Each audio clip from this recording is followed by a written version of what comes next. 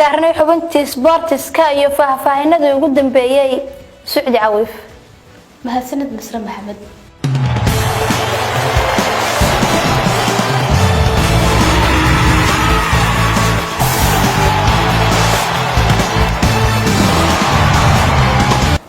daawadayaal qodobkeena ugu horeeya xubinta ciyaaraha waxaa kamid ah kooxda ka dhisan caasimadda dalka ee Muqdisho City Football Club ayaa ka soo muuqatay mareegta ciyaaraha ee Africa Digital Club Football taas oo lagu qiimeeyo kooxaha ugu taageerayaasha badan baraha bulshada ee qaaradda Afrika.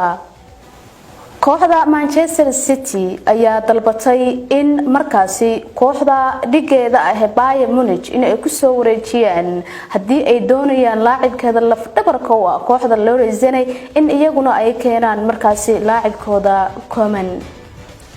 tababaraha kooxda Manchester City Pep Guardiola ayaa bartilmaameedkiisa koowaad ka dhigtay xidiga garabka weerarka ugu ciyaara kooxda Bayern Munich Kingsley Coman sida ay sheegayaan wararka.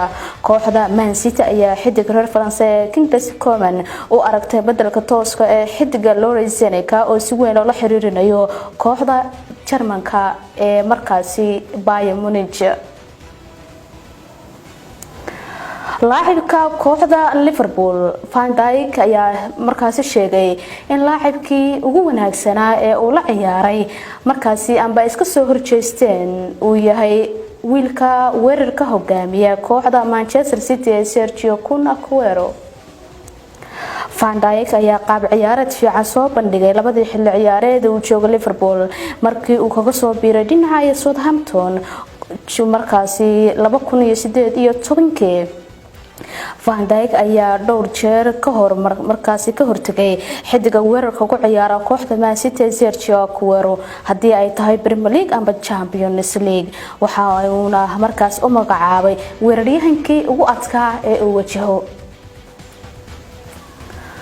kooxda Shanghai ayaa ku wargelisay dhigeeda Manchester United inay markaasi iska iloobaan inay si toos ah ula wareegaan xidiga kooxda markaas Shanghai Odion Ighalo wiilka u dhashay Nigeria.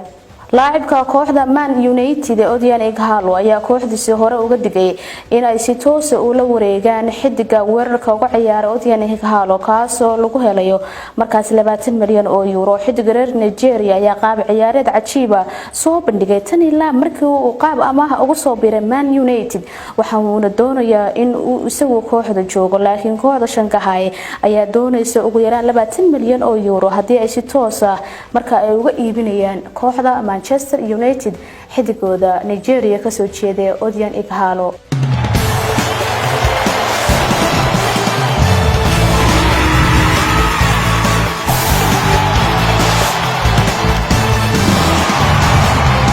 daawadayaal intaas ayaa ku soo koobaya xubintii koobneed ee ciyaaraha aan dib idin ku celiyo warkii Nasra Maxamed. mahadsanid Sucdi Cawiif. waana inta warkii koobnaad kala socoteen telefishinka Wacyi xaruntiisa dhexe ee magaalada Garowe. intaan warkaan warka ku kulmi doona sidaas iyo kulanto damo xiiso leh.